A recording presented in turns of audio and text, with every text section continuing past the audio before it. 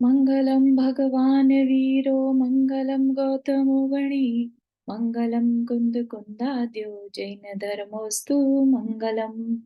नमो अरिहंताणं नमो सेताणं नमो आयिर्याणं नमो उवज्जायाणं नमो लोये सवसाहुणम्। पंच परमेष्ठी भगवान की जय। मूक माटी जैसा कि हमारा विषय है, जिसमें कि माटी की जीवन कथा है, कैसे वह पतित से पावन बनती है। ठीक, अभी तक हमने क्या क्या देखा सो फार। हमने देखा कि किस तरह से जो सरिता तट की माटी है ना, और उसके रियलाइजेशन में ये आ रहा है कि अब उसे ऐसा जीवन और नहीं चाहिए, है ना। सबसे इंपॉर्टेंट चीज है कि हम जैसे हैं उस चीज का हमें रियलाइज हो, संसार में दुख है ये रियलाइज होना चाहिए। नहीं तो हम क्या करते हैं, हम सुख की खोज इसी संसार में करते रहते हैं। संसार दुखमय है ये हमारी बिलीफ सिस्टम में नहीं आ पाता। तो जो माटी है उसके बिलीफ सिस्टम में ये आ गया कि वो जैसा जीवन उसका है अब उसे वैसा नहीं चाहिए, उसे पद दलिता नहीं बनना है, उसे अपना कल्याण करना है। तो कैसे होगा करके उसने धरती धारणी धरती माँ से गुहार की, अपनी व्यथा सुनाई। तो उस पर माटी धरती माँ ने उसको क्या कहा, उसको बहुत सारा कुछ समझाया, उसको उसकी सत्ता जो कि शाश्वत है उससे परिचय कराया, है ना। पहले ये समझो कि जो तुम हो वो रियलिटी में नहीं हो, ये सिर्फ तुम्हारे कर्मों का खेल है ना। कार्मिक कथन हमें यहाँ पर बताया गया। फिर हमें संसार जब बताया तो चार्मिक कथन, है ना, चार्मिक चमन है, चार्मिक वतन है, ऐसा बताया कि ये सब संचारम का संसार है। जितने भी संसारी प्राणी हैं उनके पास शरीर है ना। और सारा का सारा ये संसार किससे चल रहा है, हमारे ममत्व और हम चाहे तो समता रखकर उसको खत्म कर सकते हैं। तो ये क्या है, कार्मिक कथन है। ठीक, तो इस तरह की चर्चा जब धरती और माटी में हुई तब धरती माँ को लगा कि अब इसका जो है, अब इसके यात्रा की शुरुआत हो रही है ना। अब ये सही डायरेक्शन में जा रही है। और जब ऐसा कोई मन बना ले अपने आत्म कल्याण के लिए तो फॉर श्योर उसको गुरु भी मिल जाते हैं। तो धरती माँ जो है उनको ये श्योरिटी है कि जो भी अब तुम्हारे लिए, अब तुम्हारा गुरु तुम्हें रूप देने के लिए आने ही वाला होगा। बस ये रात्रि जो है तुम्हारी अंतिम रात्रि है। ठीक है, तो ऐसा बताने के बाद अब माटी से इंतजार नहीं हो रहा। वो बस किसी तरह से ये रात बीते और सुबह जो है मेरा रूप बदलने वाला है, मेरी ये जो पर्याय है जिसमें मुझे पद दलिता पैर तले रौंदा जाता है अब और नहीं, है ना। तो ऐसा अगर दृढ़ निश्चय हम भी कर लें, जिसे कहते हैं ना कि देव शास्त्र गुरु पर सच्चा दृढ़ श्रद्धान होना। तो वो क्या है बेसिकली दृढ़ श्रद्धान, अपने सात तत्वों पर दृढ़ श्रद्धान होना। तो हम अपने आप को जीव समझें, है ना। और फिर हम समझे कि हम क्यों संसार में भटक रहे हैं, आश्रव बंध के कारण, अजीव कर्म पार्टिकल्स के कारण हम भटक रहे हैं। कैसे हम संभल सकते हैं, जब हमें कोई गुरु हमें संवर निर्जरा करना सिखा दे, तप करना सिखा दे, है ना। तो हम भी अपने जीवन को सुधार सकते हैं। ठीक है, तो इतनी बात समझ में आने के बाद अब उस रास्ते पर चलना है। खाली समझ में आने से नहीं होगा, चलना है। ठीक, और जिस तरह का उत्साह उस माटी के अंदर है ऐसा ही कुछ उत्साह हमारे अंदर भी जीवन को लेकर आना चाहिए। जब हमें अपनी रियलिटी समझ में आती है कि हम तो अरे, हम में तो अनंत शक्ति है ना। हमारा ये शरीर बदलता रहता है, ये तो पुद्गल से बना है, मिटेगा जरूर मिटेगा, थोड़े समय के लिए मिला है और छूट जाएगा, है ना। तो समता रखकर हम जब आगे बढ़ते हैं तो एक उत्साह अंदर में रहता है। और भी चीजें हमें सिखाई गई कि भले ही हम इस रास्ते पर चलते हैं लेकिन स्टार्टिंग में हो सकता है थोड़ा सा फिसलन आ जाए, ठीक है ना। लेकिन उससे हमें घबराना नहीं, हमें उन प्रतिकूल परिस्थितियों से बचने की कोशिश नहीं करनी, उनको आने देना है कि वो प्रतिकूल परिस्थितियां हमारे समता की टेस्टिंग के लिए आती ही आती हैं। अगर हम उनका प्रतिकार करेंगे तो फिर हम एक यात्री नहीं कहला पाएंगे। कंफर्ट जोन में रहकर कभी साधना नहीं हो सकती। ठीक है, तो ये सब हमने अभी तक जाना था। अब माटी क्या सोच रही है कि प्रभात तो मैंने बहुत देखे थे, प्रभात मतलब सुबह, है ना, लेकिन आज जैसा प्रभात, क्योंकि बहुत नया है उसके लिए, पहली बार, जैसे होता है ना कि एक व्यक्ति को कह दिया जाए कि कल से तुम इस राज्य के राजा बनोगे, ठीक है, ये जो सारा राज्य तुम्हें दूर दूर तक दिखाई दे रहा है ना, ये सब तुम्हारा होगा, है ना, और कल सुबह सिपाही आएंगे और तुम्हें राज्याभिषेक के लिए ले जाएंगे। सोचिए कि ऐसे में वो रात्रि शायद उसकी उस जीवन की, उस पर्याय की या उस साधारण जीवन की अंतिम रात्रि होगी। ठीक है ना, उसके बाद क्या होगा कि वो एक नए विश्वास के साथ, एक नई सुबह के साथ आगे बढ़ेगी, है ना। तो एक सेकंड के लिए मैं आपको म्यूट पर डाल रही हूँ ना, जस्ट गिव मी 1 मिनट। हाँ,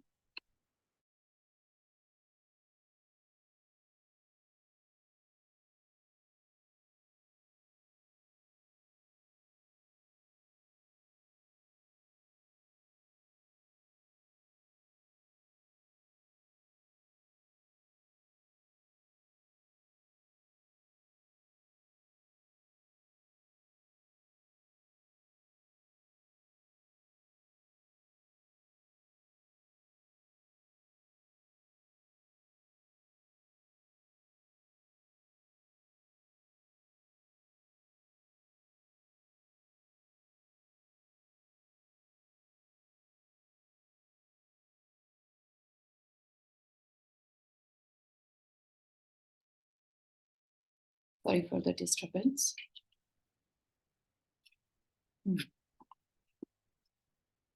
ठीक है, तो ऐसी वो मनोदशा उस माटी की हो रही है।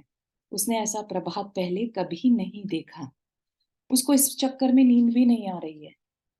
ठीक है ना, तो कह रहे हैं प्रभात कहीं देखे, किंतु आज जैसा प्रभात विगत में नहीं मिला। और क्या हो रहा है,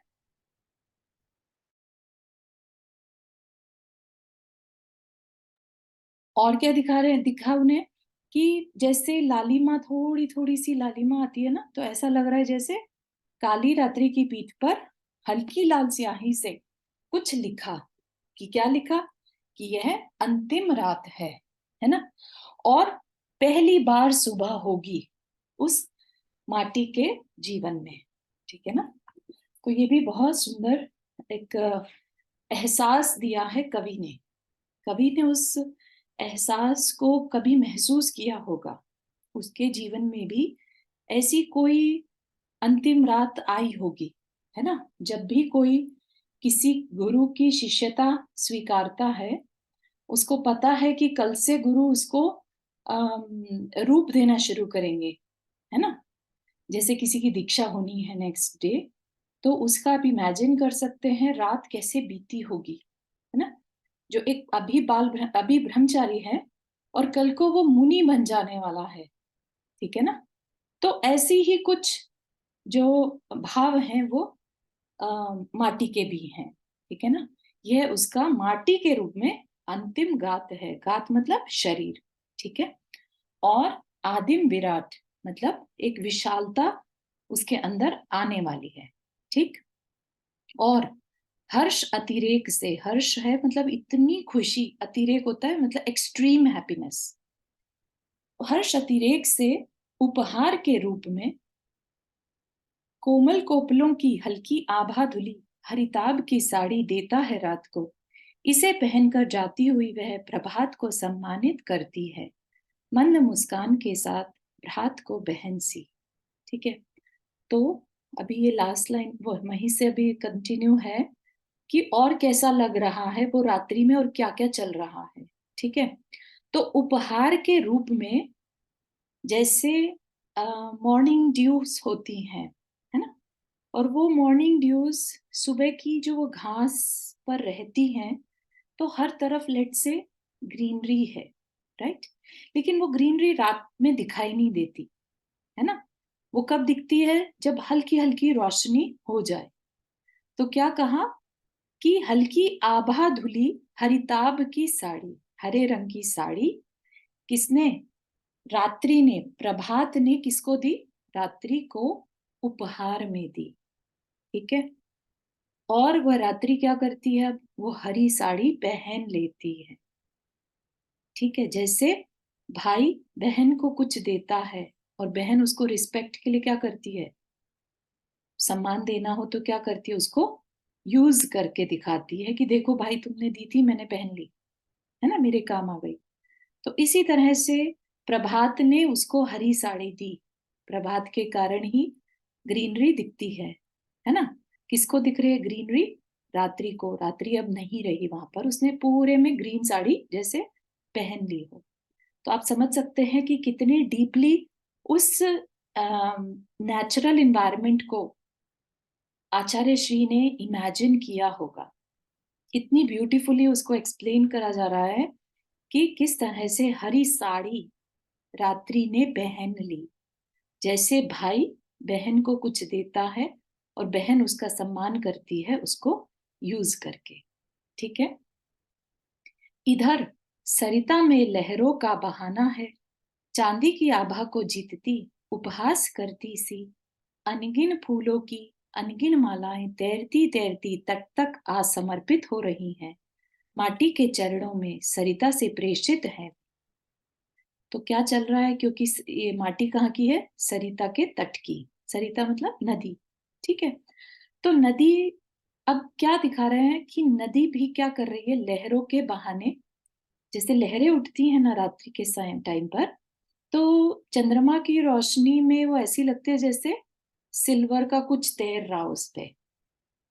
ठीक है ना? तो इस तरह का आभास लिए हुए लहरें जो हैं वो तट तक आ रही हैं, और जैसी वो आती हैं तो भारत में सुबह सुबह के टाइम बहुत ज्यादा फूलों को बहाया जाता है। सुबह सुबह लोग पूजा करते हैं ना अपनी, अपने में तो नहीं रहता है पूजा करके और फूलों को नदी में बहाना, लेकिन कुछ तटों पर, कुछ घाटों पर ऐसा होता है। तो वो जो घाट के फूल हैं वो बहते बहते आगे आए उस सरिता के तट पर, तो ऐसा लग रहा था जैसे अनगिन फूलों की अनगिन मालाएं किस लिए आ रही हैं? समर्पित हो रही हैं माटी के चरणों में। मतलब कि अब वो माटी को महान समझ रही हैं। जैसे कोई पर्सन डिसाइड कर ले कि अब मुझे अपना जीवन परिवर्तित करना है ना? तो हम जैसे किसी ब्रह्मचारी जी की अगर अगले दिन दीक्षा होनी है, तो कितने लोग आ आके उनके दर्शन को, है ना, किसी तरह से बस दर्शन मिल जाएं इन ब्रह्मचारी जी के जिनकी कल दीक्षा हो रही है, तो एक सम्मान देना जैसे। तो ऐसे ही जो सरिता है उसके फूल किनारे पर आकर, क्योंकि माटी क्या है? सरिता तट की माटी है। ठीक। तो सरिता का जो बहकर आने वाले फूल हैं, ऐसा लग रहा है जैसे कि माटी को सम्मानित कर रही हो, समर्पित हो रही हो उसके लिए। ठीक है। यह भी एक दृश्य है, दर्शनीय दृश्य है कि सरिता तट में फेन का बहाना है, दधी छलकाती है, मंगल जनिका हसमुख कलशी हाथ में लेकर खड़े हैं, सरिता तट पे है। मतलब क्या? कि जो सरिता का तट है, ऐसा दर्शनीय, दुर्लभ दर्शनीय दृश्य कि, क्योंकि कवि की नजरों से देख रहे हैं ना हम। ठीक है। तो वो क्या कह रहे हैं? उसके फेन जो होते हैं ना, झाग से आ जाते हैं जब किनारे पर लहरें बार बार टकराती हैं, तो थोड़ा सा झाग जैसा सफेद सफेद दिखता है। पानी जो होता है ना, कॉर्नर पे जब टकराता है तो सफेद सफेद बन जाता है फेन। वो एक बहाना है किस लिए? जैसे कलश में दही भरा जाता है, दही को मंगल का स्वरूप मानते हैं, कलश की दही को, है ना? जाते समय कई बार कई मूवीज वगैरह में भी देखा अपन ने कि दही खिलाई जाती है ना? तो इसी तरह से सरिता भी जो है अपने कलश में जैसे दही भरकर लाई हो और माटी के चरणों में समर्पित कर रही है कि भाई तुम बहुत अच्छे काम के लिए जा रही हो, ये दही मेरी तरफ से। ठीक। और देखो ना, तृण बिंदुओं के मिश उल्लासवती सरिता सी धरती के कोमल केंद्र में करुणा की उड़मन उमड़न है, और उसके अंग अंग एक अपूर्व पुलकन ले डूब रहे हैं स्वाभाविक नर्तन में। तो क्या कह रहे हैं, और देखो ना, मतलब अभी और थोड़ा सा उस एनवायरनमेंट का और उसकी सुंदरता, उसके अंदर जो भाव है ना, उनका वर्णन कर रहे हैं। वह उल्लासवती सरिता सी, सरिता जो नदी है वो बहुत एक्साइटेड है, किसके लिए? माटी के लिए। ठीक है ना। तृण बिंदुओं के मिश, मिश होता है बहाने से, ठीक है, और तृण बिंदु होता है घास के ऊपर पड़ी हुई ओस की बूंदे। तो ओस की बूंदों एक तरह से क्या है, उसके बहाने से वो अपने हृदय की कोमल करुणा जो है उसको दिखा रही है। जैसे ओस की बूंद है बिल्कुल डेलिकेट रहती है, राइट। तो ऐसे ही धरती के कोमल केंद्र में करुणा की उमड़न है। तो अ, जो माटी है, धरती है, जो सरिता के तट की धरती है, उसके अंदर भी क्या है, बिल्कुल उल्लास और करुणा आ रही है। ठीक है। एक अंग अंग, उसके अंग अंग एक अपूर्व पुलकन, अपूर्व मतलब जो पहले कभी ना हुआ हो ऐसा आनंद, ऐसे आनंद में डूब रहे हैं स्वाभाविक नर्तन में। स्वाभाविक नृत्य, जैसे कोई बिल्कुल खो जाता है ना, जब नृत्य करते करते बिल्कुल खो जाए, तो उसके अंदर का उल्लास देखने लायक होता है। जैसे कि सौधर्म इंद्र ने बालक तीर्थंकर को देखकर आनंद नाटक किया था, है ना। वो रोक नहीं पाया अपने आप को, इस तरह का नर्तन उसने किया। ठीक।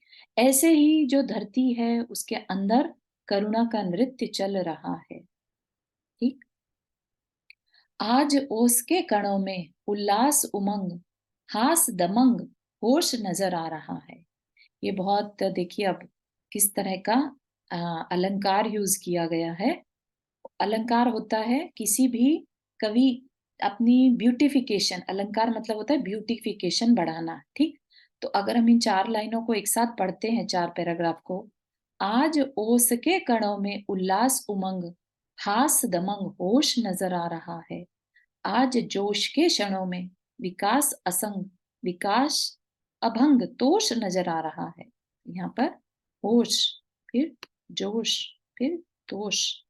आज रोष के मनों में उदास अनंग ले नाश का रंग बेहोश नजर आ रहा है, और दोष के कणों में त्रास तड़पन तंग रास का प्रसंग और गुणों का कोश नजर आ रहा है। आप देख रहे हैं कितना जबरदस्त तरीके से उस होश जोश तोष रोष बेहोश दोष कोश, मतलब कितने महान कवि वाली बात है यहाँ पर, कि बात भी कह दी जाए और कविता की सुंदरता भी बनी रहे। थिंक इसको अनुप्रास अलंकार बोलते हैं, जब रिपीटिशन होती है। ठीक है।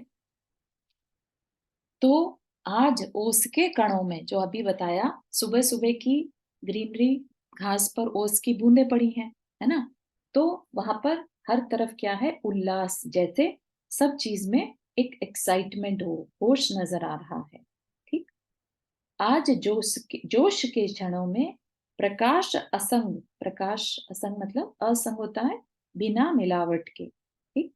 विकास अभंग, और जो विकास है, जो तेजी है, वो कैसा है, अखंडित। तोष मतलब संतोष। ठीक।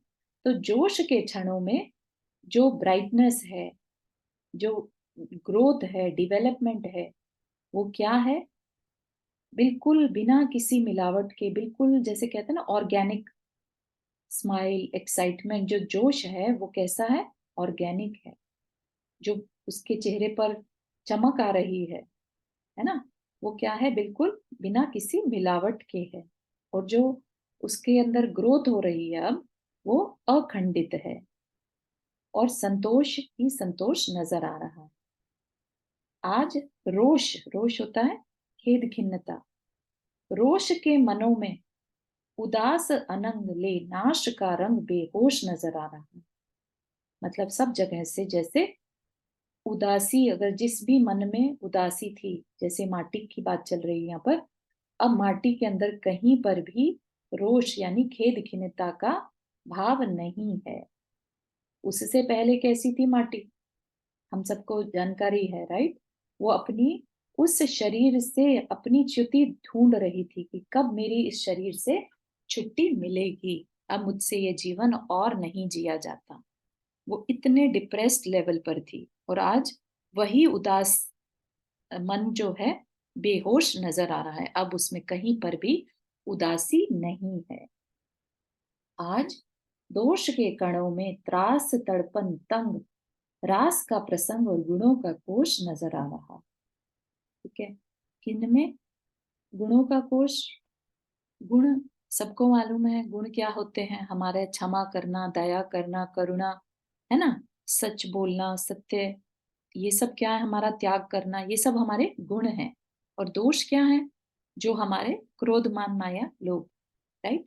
तो दोष के कणों में त्रास तड़पन जो है, जो दोष हैं, विकार हैं, वो तड़प रहे हैं। ठीक है, और रास, रास मतलब डेप्रिशिएट हो रहे हैं, खत्म होते जा रहे हैं, और गुणों का कोश नजर आ रहा है, और गुण ही गुण फैलते जा रहे हैं जैसे। तो आत्मा के जो गुण हैं, सम्यक दर्शन आत्मा का गुण है। यहाँ पर जो माटी आगे बढ़ेगी, है ना, वो किसके सहारे बढ़ेगी? आस्था और आचरण के आधार पर, है ना, दोनों को साथ में लेकर चलना होगा। तो उसने अपने जो दोष हैं उनको तो खत्म करने की ठान ली, और गुणों का कोश नजर आ रहा है। ठीक, यात्रा का सूत्रपात है ना आज। पथ के अथ पर पहला पद पड़ता है इस पथिक का, और पथ की इति पर स्पंदन सा कुछ घटता है, हलचली मचती है वहां। अब ये बहुत सुंदर ऑब्जर्वेशन है कह लीजिए, या अम, सोच है, बहुत ही अलग यूनिक सोच है कि यात्रा का सूत्रपात है ना आज। मतलब यात्रा की स्टार्टिंग, किसकी यात्रा? माटी की यात्रा। ठीक, पथ के अथ पर, पथ के अथ, अथ होता है आरंभ पर, पथ के अथ पर सुबह हो चुकी है। ठीक है ना, हमने देखा था रात्रि ने अब हरी साड़ी पहन ली है, राइट? तो सुबह हो गई है। अब पथ के अथ पर पहला पद पड़ता है इस पथिक का। पथिक कौन है यहाँ पर? कुम्हार। ठीक है ना, कुम्हार अपना पहला पद रखता है कहाँ से? अपने उपाश्रम में। ठीक, जहां उसका चक्र है, जहां पर उसकी चाक है, राइट, जहां पर उसको वो माटी को लेकर जाना है, वह वहां पर अपना जैसे ही पहला पद रखता है, पथ की इति पर स्पंदन सा कुछ घटता है। लास्ट जहां तक उसको जाना है, राइट, पथ की इति, इति है एंडिंग। ठीक है, तो रास्ता जहां खत्म होना है वहां तक स्पंदन सा कुछ घटता है। जैसे हम कहीं जाने की इच्छा करते हैं कई बार, है ना, और हमारा अगर गोल क्लियर हो, तो कई बार हमारी जो एनर्जी है उस एंडिंग पॉइंट तक, वहां पर रहने वाले लोगों तक भी पहुंच जाती है। इधर से तो हम चलते हैं, और दूसरी तरफ से टेलीपैथी जिसे कहते हैं ना, ऐसा कुछ टेलीपैथिक उस माटी को महसूस दिया कि पथिक चल पड़ा है। उसका जो स्पंदन था, जमीन का में जो स्पंदन था, वो उसने महसूस किया। हलचली मचती है वहां, और हलचल होने लगी। पथिक की अहिंसक पगतली से संप्रेषण प्रवाहित होता है, विद्युत संयुगपथ, और वह स्वयं सफलता श्री पथ की इति पर उठ खड़ी है, सादर सविनय पथिक की प्रतीक्षा में, जो निराशता का पान कर सोती हुई समय काट रही थी युगों युगों से। क्या कह रहे हैं? पथिक की अहिंसक पगतली से संप्रेषण प्रवाहित होता है। तो पथिक कैसा है? मतलब माटी को कैसा फील आ रहा है। धरती माँ ने उसको क्या कहा? अब तुम्हारा कल्याण होने वाला है, तुम्हारा गोल्डन टाइम, स्वर्णिम रूप बनने वाला है। तो स्वर्णिम रूप तो वही बना सकता है ना जिस जो आपके कल्याण के बारे में सोच रहा हो, है ना? जो आपके साथ कुछ जोर जबरदस्ती ना करे, है ना? तो उसको क्या कहेंगे हम? अहिंसक, राइट? जिसके की जो विचार हैं वो बहुत अच्छे हैं। तो जब वो चल रहा है ना, तो उसके चाल में ही अहिंसक पगतली महसूस दे रही है। माटी को कैसी पगतली फील आ रही है? अहिंसक। तो उससे वो और एक्साइटेड फील कर रही है कि अरे वाह, ये जो पथिक मेरे लिए आ रहा है वो अहिंसक अहिंसक है। ऐसा संप्रेषण, संप्रेषण होता है टेलीपैथी, या जिसे आप रेकी भी कहते हैं। ठीक है, रेकी में भी ऐसे ही कुछ होता है ना। हम एक जगह से बैठकर दूसरे पर्सन को दूर बैठे भी रेकी या एनर्जी हीलिंग दे सकते हैं। ठीक है ना? तो ऐसा कुछ सामने वाले को महसूस दे रहा है। इस चीज को अपने को बहुत अच्छे से समझना होगा कि वो कुछ कहे ना कहे, लेकिन सामने वाले को उसकी वाइब्रेशन महसूस दे जाती है। उसकी ऑरा से निकलती हुई रेस जो है, विद्युत सम युगपत, है ना, एक इलेक्ट्रोमैग्नेटिक फील्ड जिसे कहते हैं, वो उसके ऑब्जर्वेशन में आ रहा है। ठीक है ना? जैसे हम किसी मुनि महाराज के सानिध्य में जब जाते हैं, तो एक बार को हम अपना सारा कारोबार सब भूल जाते हैं। हम कहाँ से आए हैं, क्या करने आए हैं, कुछ याद नहीं रहता। बस शांत मन उन गुरु के चरणों में फील होता है ना? अच्छे-अच्छे दुख को इंसान भूल जाता है। ऐसे ही भगवान महावीर कह लीजिए या तीर्थंकर के समोशरण में कोई भी तिर्यंच है, वो अपनी शत्रुता को भूल जाता है। उसको याद ही नहीं रहता कि ये मेरा दुश्मन भी है ना? तो शेर है तो अपनी क्रूरता भूल जाता है। सर्प है तो नेवले के साथ बैठ जाएगा जाके, उसको पता ही नहीं रहता। तो ये क्या है? एक तरह का संप्रेषण प्रवाहित होता है, इलेक्ट्रोमैग्नेटिक फील्ड, जो बहुत स्ट्रांग होगा। जो जितना स्ट्रांग होगा उतना ही ऑरा कह लीजिए, या उतना एरिया जो है उतना ही सूदिंग होगा। ठीक? तो ऐसी ही कुछ संप्रेषण, ऐसा ही कुछ विद्युत सम जो है, इलेक्ट्रोमैग्नेटिक जो है, उस माटी को भी फील हुआ। किस तरह का फील आई उसको? अहिंसक पगतली। ठीक? तो ये चीज हमें बहुत समझने की है, क्योंकि अभी आगे उसी के बारे में कुछ बार बार बताया जाएगा, इस संप्रेषण के बारे में, कि हमारे विचार, हमारी सोच हर समय वाइब्रेट करती है। हम हमारे मन में अगर किसी के लिए बुरे भाव आ रहे हैं, तो सामने वाले को रियलाइजेशन में आ जाता है कि कुछ तो है, उसके मन के विचार भी बदल जाते हैं। हम किसी के लिए अच्छा सोच रहे हैं, तो हमारा शत्रु के बारे में भी अगर हम अच्छा सोच रहे हैं, तो उसकी सोच भी हमारे लिए अच्छी हो सकती है। वो अलग बात है कि डिपेंड करता है वो कितना बड़ा शत्रु हमें मानता है, तो उसमें टाइम लग सकता है, लेकिन डिफरेंस आएगा ज़रूर। ठीक है ना? क्योंकि वाइब्रेशन ट्रैवल करती है। हम अपने यहाँ पर बैठे हुए अपने जो भारत के सगे-संबंधी हैं, है ना? उन तक अपनी भावनाओं को प्रेषित कर सकते हैं। ठीक है ना? संप्रेषण वही चीज़ है, भेजना, प्रवाहित करना। ठीक? स्वयं सफलता श्री पथ की इति पर उठ खड़ी है। मतलब कि अब उसका जो अ, माटी है, उसका सफलता मतलब उसकी सक्सेस ऑलमोस्ट वहां पर उसको मिलने वाली है। तो पथ की इति, अगेन सेम पहले भी आया था, पथ की इति, इति मतलब एंडिंग। जहां वो माटी है वो क्या है? पथ की इति। पथ की इति पर उठ खड़ी है ना? वैसे तो माटी एज सच कुछ नहीं उठ सकती, लेकिन यहाँ पर माटी को एज अ पर्सन ट्रीट किया जा रहा है ना? तो पथ की इति पर वह माटी स्वयं खड़ी है, किसके लिए? सादर सविनय, पथिक की प्रतीक्षा में। ठीक, क्योंकि सारी रात्रि उसने बड़ी मुश्किल से निकाली। जो निराशता का पान कर सोती हुई समय काट रही थी युगों युगों से। युगों युगों से माटी की कहानी है ये, है ना? और युगों युगों से वो पद दलिता बनी हुई और अपने बस समय को काट रही थी। ठीक, तो निराशा में ही जीवन जीती आ रही थी, लेकिन अब वो पथिक की प्रतीक्षा सादर सविनय के साथ उठ खड़ी हुई, क्योंकि उसे महसूस क्या दिया? अहिंसक पगतली। ठीक है ना?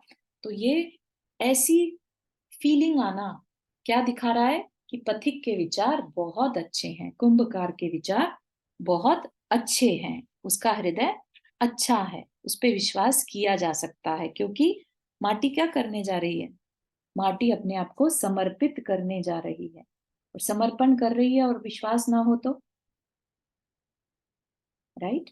तो उसको कैसा फील आ रहा है कि अब जो ये पथिक है, ये वाकई में मैंने जैसा चाहा है, जैसा मैंने समझा है, सोचा है, वैसा ही है। तो उसकी जो वाइब्रेशन उस तक पहुंच रही है, उससे उसको कॉन्फिडेंस और बढ़ रहा है, उसके अंदर विनय और बढ़ रहा है ना? तो जो अहिंसक पगतली के कारण उसको पता चल रहा है, उस सप्रेशन से उसको कॉन्फिडेंस आ गया कि ये जो पथिक है, ये मेरी टेक केयर करेगा, अब मेरी सफलता निश्चित है। ठीक है ना? और फिर क्या कहा? विचारों के ऐक्य से, आचारों के साम्य से संप्रेषण में निखार आता है, वरना विकार आता है। तो क्या कहा? विचारों के ऐक्य से, ऐक्य होता है एकता, सिमिलर। तो किसके विचारों की यहाँ पर बात हो रही है? माटी के और पथिक के। ठीक है? तो जो संप्रेषण दे रहा है और जो संप्रेषण ले रहा है, जो हीलिंग दे रहा है और जो ले रहा है, अगर दोनों के विचार मिलते हैं और आचार के साम्य से, मतलब कि दोनों एक ही पेज पर हैं, एक देना चाहता है और एक लेना चाहता है, तो क्या होगा? जो हीलिंग है, संप्रेषण है, जो भी वाइब्रेशन भेजी जा रही है, वो वर्क करेगी। ठीक, अन्यथा क्या होगा? विकार आ जाएगा, वो वर्क नहीं करेगी। कब नहीं करती? जब एक तरफ से तो अच्छे विचार जा रहे हैं, लेकिन सामने वाला अपने विचारों को उसके अकॉर्डिंगली सेम पेज पर नहीं ला रहा, या तो वो रेडी नहीं है उस संप्रेषण को लेने के लिए, या वो गलत सोच वाला पर्सन है, उसको विश्वास ही नहीं है कि सामने वाला मुझे अच्छे विचार दे सकता है, अच्छी वाइब्रेशन दे सकता है। समझ रहे हैं आप? तो ये एक बहुत बड़ा साइंस है। इसके बारे में मुझे कुछ एक्चुअली बताना भी है। After the class I will share.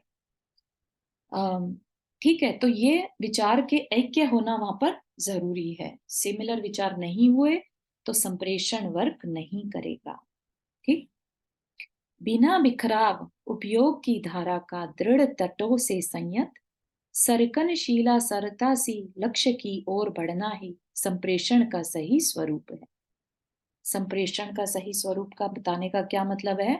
कि जब फोकस के साथ, गोल सेटिंग के साथ, इंटेंशन के साथ, कि मैं ये काम क्यों कर रहा हूं, इस सेटिंग के साथ वो अपना फोकस उस जगह पर बनाए रहता है।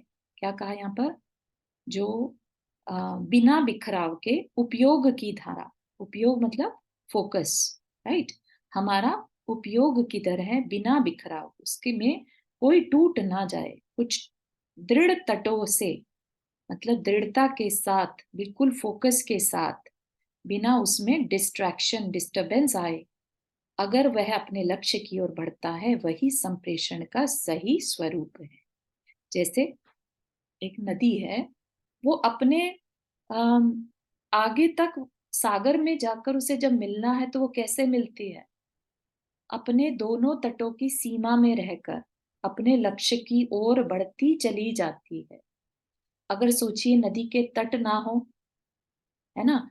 नदी कहीं पर भी फैल जाए, तो क्या वो कभी भी सागर की तरफ बढ़ पाएगी? वो तो सारे में ही बढ़ जाएगी ना, बाढ़ टाइप की जिसे कहते हैं अपन, है ना? तो यहाँ पर क्या कह रहे हैं, वो संप्रेषण भी तभी काम करता है। यहाँ पर बहुत सारी चीजें बता दी संप्रेषण के लिए। एक तो अहिंसक पगतली होगी तो संप्रेषण प्रवाहित होता है।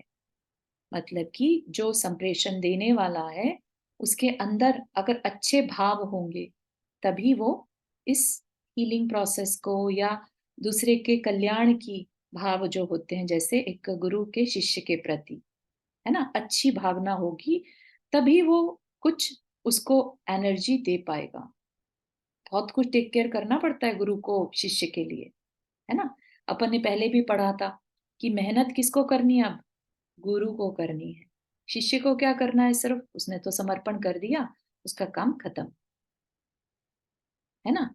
तो अब जो समर्पण है वो तब तक नहीं आता जब तक कि दृढ़ता ना हो, उसमें विश्वास ना हो, ऐक्य, विचारों का ऐक्य होना जरूरी है, ठीक?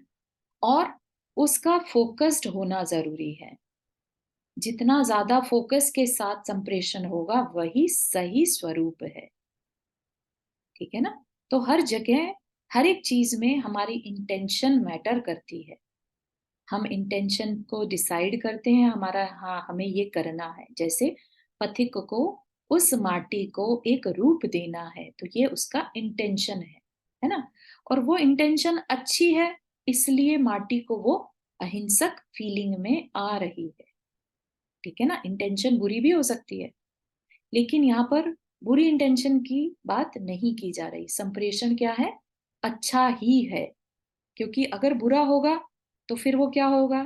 विकारी हो जाएगा, ठीक है ना? अगर किसी एक में भी खराब विचार होंगे, इंटेंशन खराब होगी, तो वो संप्रेषण वर्क नहीं करेगा, वो कार्य नहीं होगा, ठीक है ना? हाँ हाँ, इस विषय में विशेष बात यह है कि संप्रेष्य के प्रति कभी भूल कर भी अधिकार का भाव आना संप्रेषण का दुरुपयोग है, वह फलीभूत भी नहीं होता। और सहकार का भाव आना सदुपयोग है, सार्थक है। और थोड़ी सी जानकारी दी जा रही है यहाँ पर उस वाइब्रेशन की, उस एनर्जी की, उस ऑरा की, कि अगर देने वाला जो संप्रेषक जो संप्रेषण कर रहा है, संप्रेषण क्या है? बेसिकली वह हीलिंग एनर्जी, ठीक है? संप्रेष्य क्या है? जो उसे रिसीव कर रहा है, रिसीवर, है ना? और संप्रेषक जो उसको दे रहा है, ठीक है? तो क्या कह रहे हैं कि कभी भूल कर भी संप्रेष्य के प्रति अधिकार का भाव नहीं आना चाहिए, कि इसकी लाइफ को मैं जैसा चाहूं वैसा बना सकता हूं, ऐसा भाव ना आए, ठीक है ना? तो एक बहुत एक ये साइंस है अपने आप में, कि अगर अहंकार आ गया तो फिर वो वर्क नहीं करता। आपको जो देने वाला है उसको भी क्या मानना होगा? सहकार का भाव। सहकार का भाव जो है जैन साधना में बहुत बड़ा भाव है। सहकार का भाव क्या होता है? कि मैं इसके काम आऊं, मैं इसका सहयोगी बनूं, बस इतना, है ना? तो किसी भी जो हीलिंग प्रोसेस होता है, उसमें हम खुद अपनी अहंकारता नहीं रख सकते कि हमने किसी को हील किया। हम उसकी हीलिंग में निमित्त बने, बस इतने तक भाव वो रख सकता है, ठीक है ना? वो अगर ये भाव कर ले कि मैंने इसको ठीक किया, मैं कारण था ये, है ना? तो फिर वो उसका इफेक्ट नहीं होगा। क्या कहा? फलीभूत भी नहीं होता। और क्या हो जाएगा? ये संप्रेषण का दुरुपयोग है, क्योंकि संप्रेषण किसका किया जाता है? यूनिवर्सल एनर्जी का, right? And which is available to anyone. You can not show your right on it कि मेरा है, वो किसी का भी है, जो चाहे उसको यूज कर सकता है ना? आपने डिसाइड किया कि ठीक है मैं इसको यूज करके दूसरों को दूं, तो आप उसको अधिकार का भाव, जो चीज फ्री है उसको आप अधिकार नहीं दिखा सकते। आप क्या भाव रख सकते हैं? सहकार का भाव। मैं किसी की हीलिंग में सहायक बनूं। ठीक है ना? संप्रेषण वह खाद है जिससे कि सद्भावों का पौध पुष्ट संपुष्ट होता है, उल्लास पाता है। संप्रेषण वह स्वाद है जिससे कि तत्वों का बोध तुष्ट संतुष्ट होता है, प्रकाश पाता है। संप्रेषण वह खाद है मतलब एक तरह की मेन्यूर है ना? किसके लिए? जिससे कि अच्छी फीलिंग्स हम ट्रांसफॉर्म करते हैं। एक पर्सन अपने यूनिवर्सल जो अच्छी फीलिंग्स हैं, अच्छी एनर्जी है, उसको जिसके की तकलीफ में है, जो जिसके की एनर्जी कह लीजिए, अच्छी एनर्जी डिप्लीट हो गई है ना? उसको पहुंचानी है। ठीक है ना? तो उससे क्या होगा? वो सामने वाला भी पुष्ट संपुष्ट हो जाएगा। तो संप्रेषण क्या हो गया? एक तरह की खाद है जिससे कि वह पौधा अब अच्छा फील कर रहा है। ठीक है ना? और संप्रेषण वह स्वाद है जिससे कि तत्वों का बोध तुष्ट संतुष्ट होता है, प्रकाश पाता है। ठीक है ना? तो इससे तत्वों का बोध होने से वो अंदर में क्या अपने आप को संतुष्ट पाएगा और प्रकाश मतलब इनलाइटन हो सकता है उस एनर्जी, उस ऑरा में।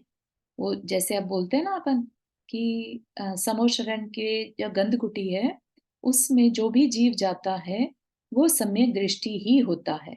तो इतना स्ट्रांग वहां का ऑरा हो जाता है। भगवान का ऑरा ऐसा रहता है जहां भगवान के विहार जहां जहां हो वहां 100 योजन तक दुर्भिक्ष नहीं होता। 6 ऋतु के फल जो हैं पेड़ों पर आ जाते हैं। कहीं पर भी कोई आदि व्याधि नहीं रहती, क्योंकि उनका ऑरा बहुत स्ट्रांग है। ठीक है ना? तत्वों का बोध हो सकता है, यानी सम्यक दर्शन भी पा सकता है। इतना स्ट्रांग यह संप्रेषण नाम की चीज होती है। हाँ हाँ, इसे भी स्वीकारना होगा कि प्राथमिक दशा में संप्रेषण का साधन कुछ भार सा लगता है, निस्सार सा लगता है, और कुछ कुछ मन में तनाव का वेदन भी होता है। परंतु बाद में स्थिति इससे विपरीत है। ठीक है? तो अभी यहीं तक रखेंगे अपना। क्या कह रहे हैं यहाँ पर? अम, इसे भी स्वीकारना होगा। वो चीज इमीडिएटली वर्क कर जाए ऐसा नहीं है। ठीक है ना? तो कुछ ऐसा लग सकता है कि अरे कुछ हो तो रहा नहीं है ना? लेकिन अपने को उस चीज से भी निस्सार लगेगा, लेकिन वो होता नहीं है निस्सार। कुछ ना कुछ इम्प्रूवमेंट तो होता ही है। ठीक है ना? डिपेंडिंग ऑन लेने वाले और देने वाले के विचार। देने वाला जितना सरल हृदय, जितना क्लियर हार्ट का होगा, वो उतनी ही तेजी से जो है संप्रेषण या हीलिंग दे पाता है। ठीक है ना? तो कुछ कुछ मन में तनाव का वेदन भी होता है, परंतु बाद की स्थिति इससे विपरीत है। बिल्कुल ऑपोजिट हो जाता है। सब कुछ बड़ा नेचुरल सा लगने लगता है। ठीक है ना? तो देने वाले के लिए भी स्टार्टिंग स्टेज जो है वो थोड़ी सी डिफिकल्ट होती है। फिर जितना जितना देता जाता है उसकी जो है चैनल और इम्प्रूव होते जाते हैं। ठीक है ना? तो सेम सिचुएशन दोनों के साथ अप्लाई होती है। तो संप्रेषण का साधन कुछ भार सा लगता है, निस्सार सा लगता है। ठीक है ना? लेकिन बाद की स्थिति इससे बिल्कुल विपरीत है। ठीक है? तो यहीं तक रखेंगे आज के लिए। यहां तक के किसी को कुछ शेयर करना है? क्लियर हुआ आज का टॉपिक?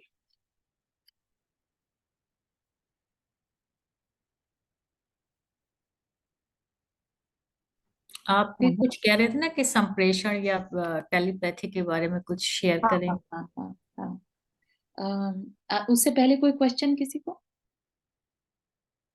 इसमें चारू दीदी, हम्म। जैसे इसमें दोनों तरफ से लेन देन है, तो हीलिंग प्रोसेस में जरूरी है कि सामने वाले को पता हो कि उसको हीलिंग थेरेपी दी जा रही है।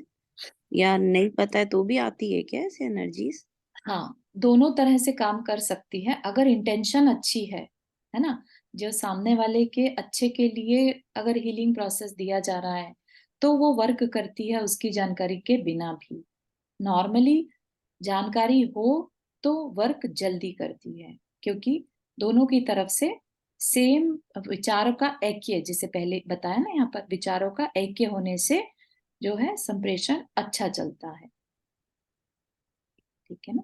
हम्म हम्म, तो ठीक। yeah, the thing I wanted to share is